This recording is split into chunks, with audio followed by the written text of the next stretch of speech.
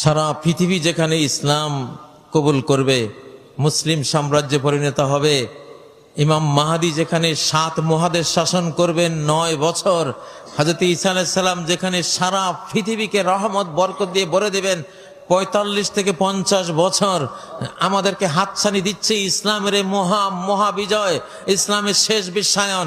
এই সময় কি অন্য কোনো ইসলাম ছাড়া আর কাউকে ভোট দেওয়ার কোনো সুযোগ আছে? সুযোগ আছে? কারা কারা আল কোরআনের বক্সকে ভোট দিয়ে পরিপূর্ণ করবেন? সমস্ত ভোট এই এলাকার একটা ভোট কোরআনের বাইরে কেউ দিতে পারবে না। যে দেবে তারে চিনে রাখবেন। কোরআনের বিরুদ্ধে কে ভোট দিছে? হ্যাঁ, এটা আধ্যাত্মিক শতাব্দী। এমন এক বদদোয়া মারমু, হ্যাঁ, এইসব গৌর গোবিন্দের এমন অভিশাপ মারমু, কিচ্ছু গায়ে হাত দিতাম না, এক অভিশাপে গৌর গোবিন্দের দশা হয়ে যাবে ইনশাআল্লাহ। ঠিক না বে ঠিক? বহু ভোগাইছ তোরা আমা করে, বহু ভুগছি, ঠিক না?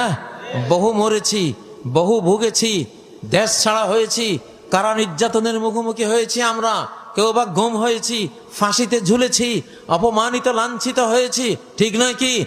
আর 1 সেকেন্ড বরদাস্ত করা হবে না ইনশাআল্লাহ। অতএব ইন্টারিম গভর্নর, এই যে সরকার, জনগণের সরকার কি চায় ওয়াজ মাহফিলে দেখে, জনগণ কি চায় ওয়াজ মাহফিলে দেখে যান। আপনারা দেখান তো সরকারকে, আপনারা কি ইসলামের বিধান চান?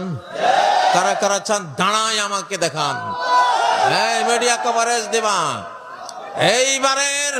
এইবারের সংসদ আল কোরআনের সংসদ, এবারের সংসদ আলিম উলামার সংসদ, এবারের সংসদ মুহাম্মাদের সংসদ, এবারের সংসদ ইসলামের সংসদ, এবারের সংসদ ধর্মপ্রাণ মুসলিমের সংসদ।